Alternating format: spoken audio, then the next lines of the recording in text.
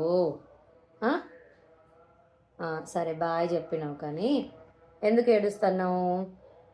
Morning 12కో 11:30కో injection వేయించినాం, వ్యాక్సిన్ 18th మంత్ది. 3 ఇంజెక్షన్లు, 2 తొడకి, ఒకటేమో భుజానికి. ఇక నా సంక దిగుతలేడు, కనీసం బాత్రూమ్కి కూడా పోలేదు. ఇంత ఘోరంగా చేస్తున్నాడంటే పాపం వాడికి అసలు కదలడానికి కూడా వస్తలేదు. ఆ కాలు మొత్తం వాసింది. కోల్డ్ అంటే ఐస్ ప్యాక్ పెట్టాలన్నారు, ఐస్ ప్యాక్ పెడదామంటే అస్సలు పెట్టనిస్తలేడు.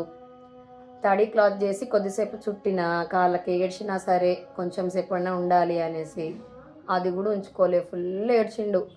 ప్రశాంత్ ఉన్నంతసేపు ఏమో ప్రశాంత్ ఎత్తుకున్నాడు, ఆఫీస్కి వెళ్ళిపోయిండు నైట్ షిఫ్ట్. ఇంకా 5:30 నుంచి ఇట్లనే కూర్చుంటే నా మీదనే ఎత్తుకున్నాను, నేనే పక్కకు నేనే. ఇంకెవరు ఉన్నారు? ఎవరైనా ఉన్నా కూడా వీళ్ళు మమ్మీ డాడీని తప్ప ఇంకెవరి దగ్గర వెళ్ళరు కావచ్చు పిల్లలు. అట్లుంది పరిస్థితి. మరి వ్యాక్సిన్స్ వేయించిన తర్వాత ఆయింట్మెంట్ ఒకటి ఉంది, అది కూడా పెట్టిన ఆయింట్మెంట్, అయినా కూడా పెయిన్ తగ్గుతలేదేమో పాపము.